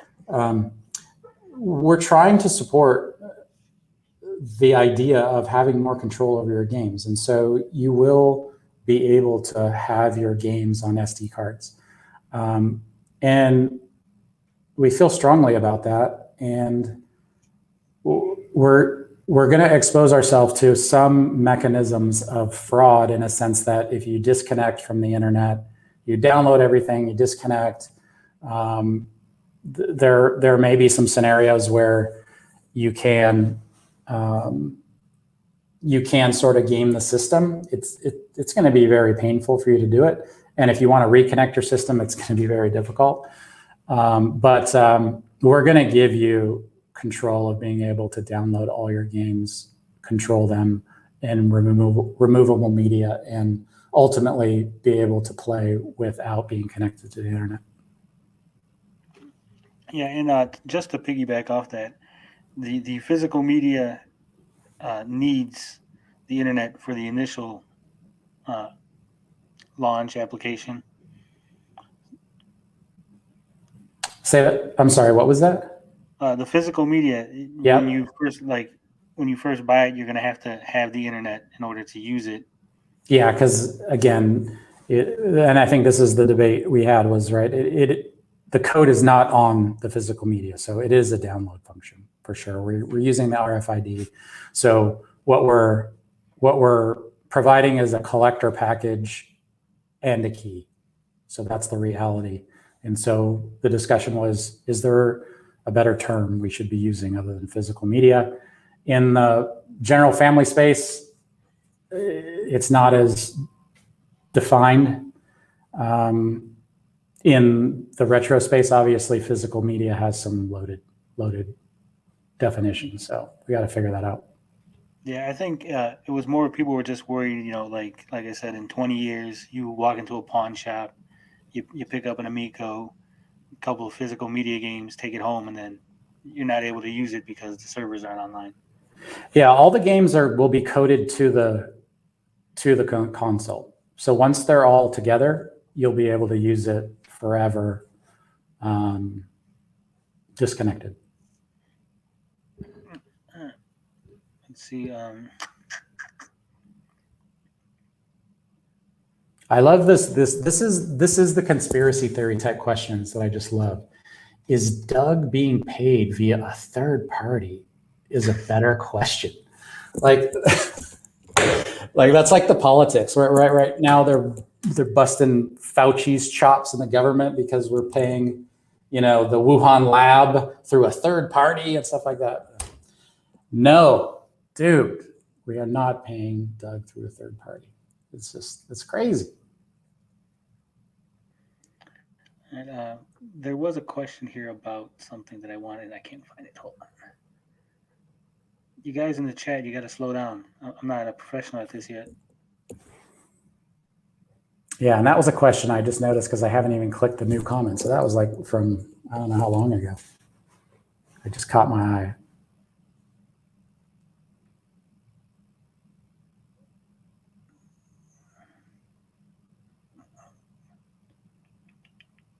Yeah, sorry about this, Nick, but like I said, there's only me.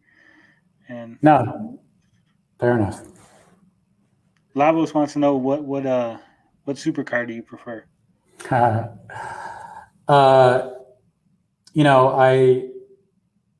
love Ferraris. For a very specific reason, just normally aspirated, lots of cylinders. They sound awesome.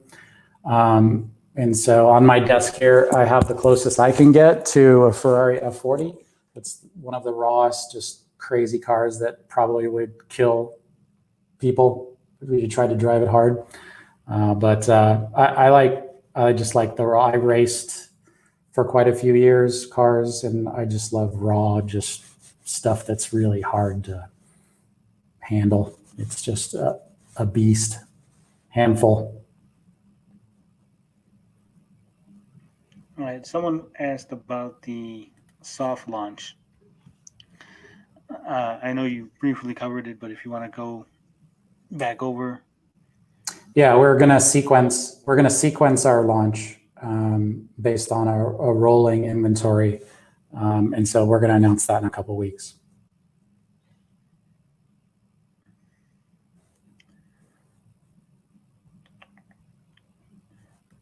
I know this was an issue that I had brought up as a possibility, but there's a lot of footage of Tommy shaking the controller. Is there gyroscope issues? Is it just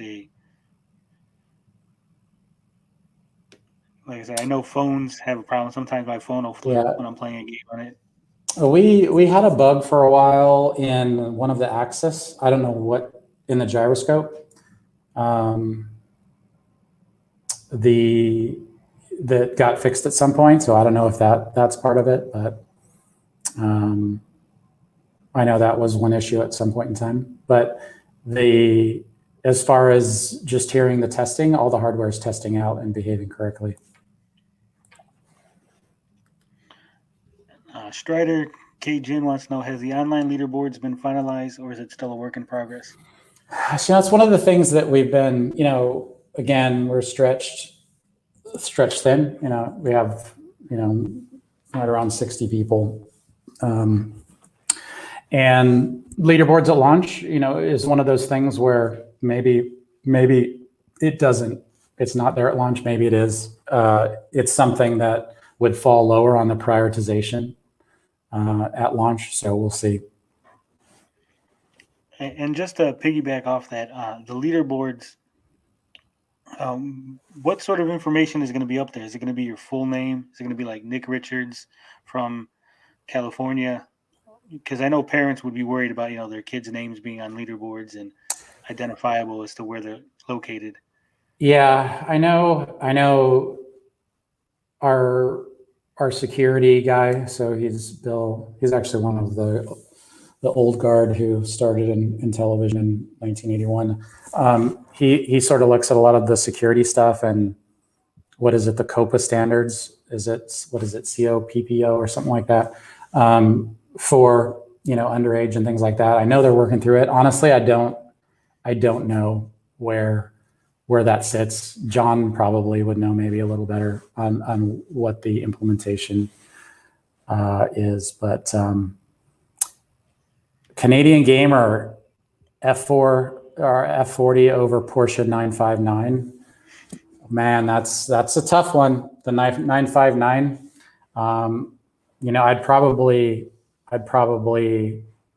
I'd go with McLaren F1 of that era first, and just screaming lots of cylinders, crazy F40, then Porsche 959. But good taste.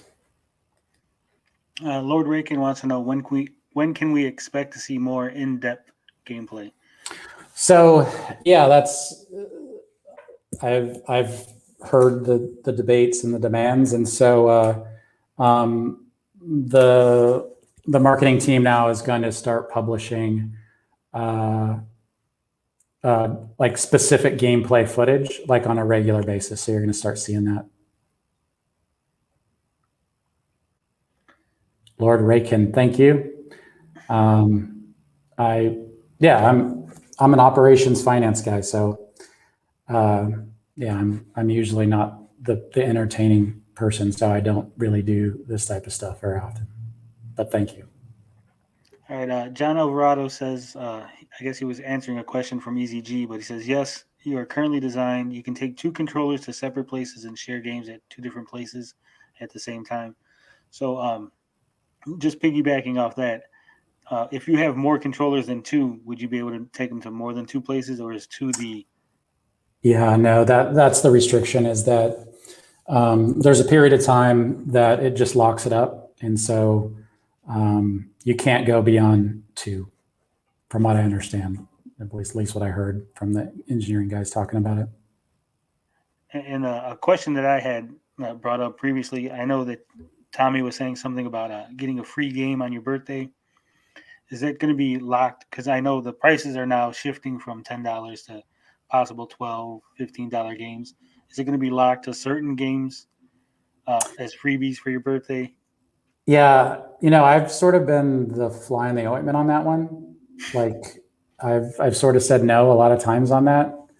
And Tommy fundamentally wants to please the customers. Like that's to a fault sometimes, at least from my perspective. Like, dude, do we need 6 games? Like, is that important?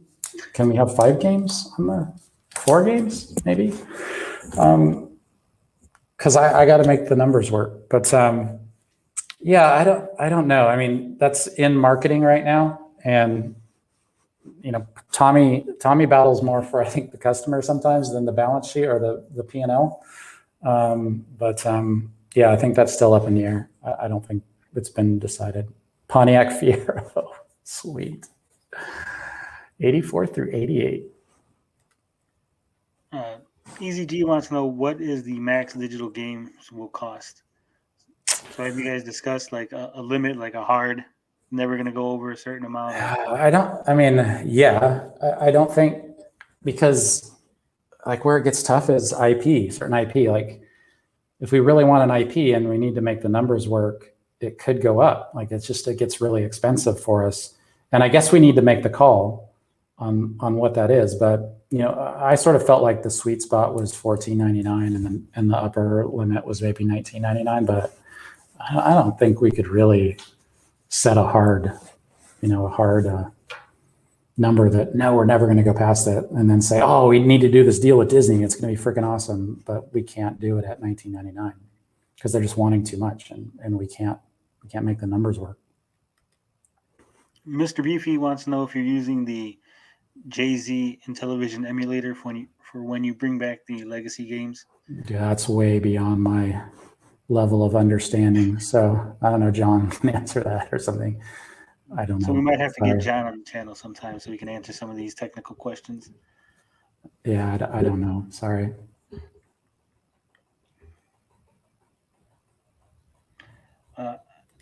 There was a point that I was going to bring up with information changing the the price point, the release dates and stuff. Would it not be in Intellivision's best interest to unlist some of the older videos with the incorrect information on them?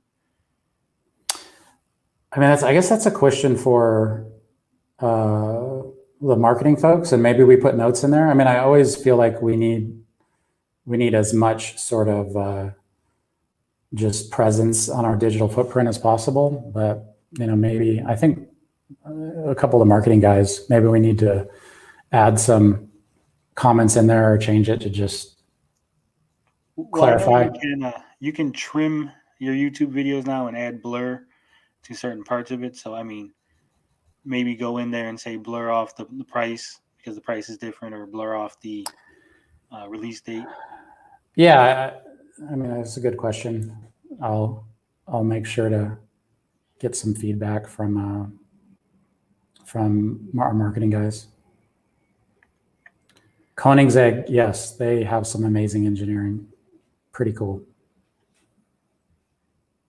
I do like them. See, I'm going straight for that. I'm going to turn this into a car conversation. Yeah, that's out of my league. I don't. Speaking of the original Intellivision games, I know at one point Tommy had said that they were going to launch with the console. Then that got pushed to maybe a year into the life cycle. Where are we at now with the original games coming out? Say that again. The original game? You mean the pack-in games? No, the original Intellivision games. The original. So we have a partner that specializes in that, and honestly, it just got put on hold because we needed to channel those funds someplace else. They started to do some work on it and sort of built out the plan and budgets for that. So I think they can do it fairly quickly because that's what they specialize in. But it's on hold right now.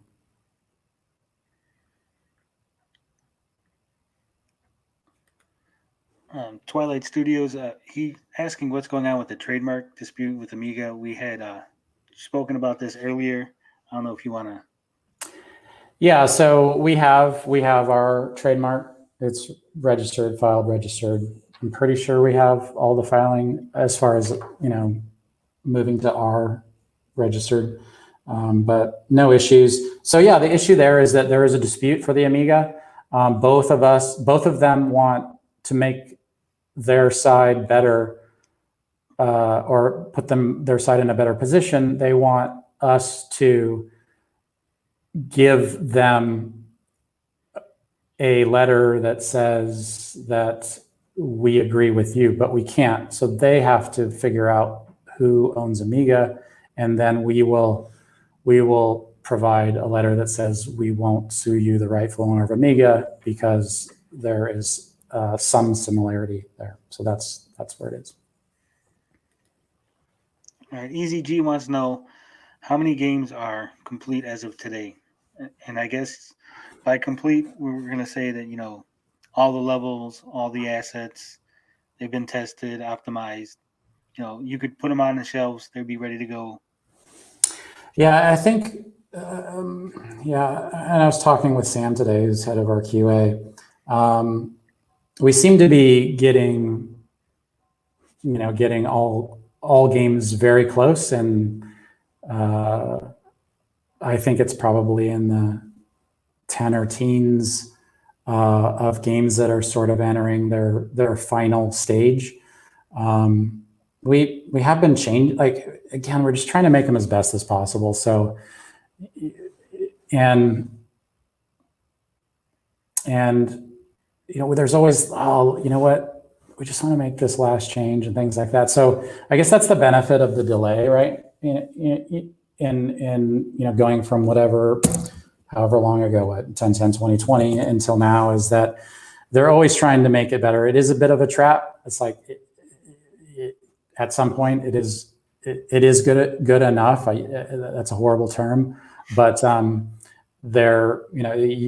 as an artist or creative type, it can always be better, right? And so I think we're doing pretty good. We have a lot of games that are very close, and like I said, probably the biggest one that has new code being introduced into it is the cornhole game, and so it had to take a step backwards to take a farther step forward. So we have both versions running. So a lot of the demo stuff and stuff we're doing is gameplay is using the older engine. And in the original Gamescom trailer, there's several games that have not made a reappearance since then. Are those games on hold? Were they just used as a proof of concept, or? Yeah, we've had to focus our efforts. As it takes a bit longer on the hardware side, we have to run the company as well, and so we have monthly operating costs. And so I've been sort of the guy that's been forcing the team to put stuff on the back burner to focus on what we think is most important for launch. So yeah, I'm probably not the most popular guy when we have those conversations. Luke Skywalker wants to know: are we still looking at 30 games at launch? I don't think that makes sense for us right now. We'll start announcing what games we feel we need to hold some back. We need to hold some back so that we can have stuff to talk about immediately post-launch. I mean, we want to start having a schedule every 2 weeks or whatever the cycle is going to be for launching stuff. So we're at 2 hours. I'm actually supposed to be heading home fairly soon. So do you want to maybe wrap it up? Yeah, we'll wrap it up. I just wanted to say that speaking of Luke Skywalker's name, several people had commented on the Han Solo in the hallway that perhaps a blue light would be better to make the carbonite pop. Yeah, it's funny. Fair enough. Like if you look at the scene, it has yellow from the bottom and blue from the top, I think, how they lit that whole scene. And so it's funny, we actually had that exact conversation of should it be yellowish or yellowish orangish or blue. So duly noted. All right. So I want to thank Nick Richards for being here, being open and honest, answering all the questions, even the uncomfortable ones that I didn't really want to ask anyway, but the chat was pushing me. Sure, understood. Thank you to the chat for not going ham and actually, being considerate. I appreciate all the Intellivision staff that stopped by to watch this. And you are all invited if you want to get on, if you want to get in the hot seat where Nick was and answer some questions. I'm sure that someone is probably ringing you and telling you not to do it, but hey, the invitation is there. And thank you, Tony. Again, it's personal for me, so thank you for your donation to the Children's Hospital. That is what connected us. So thank you. And once again, no worries. You're welcome. And you guys know how we do it on this channel. Love, peace, booty grease. We out this bitch.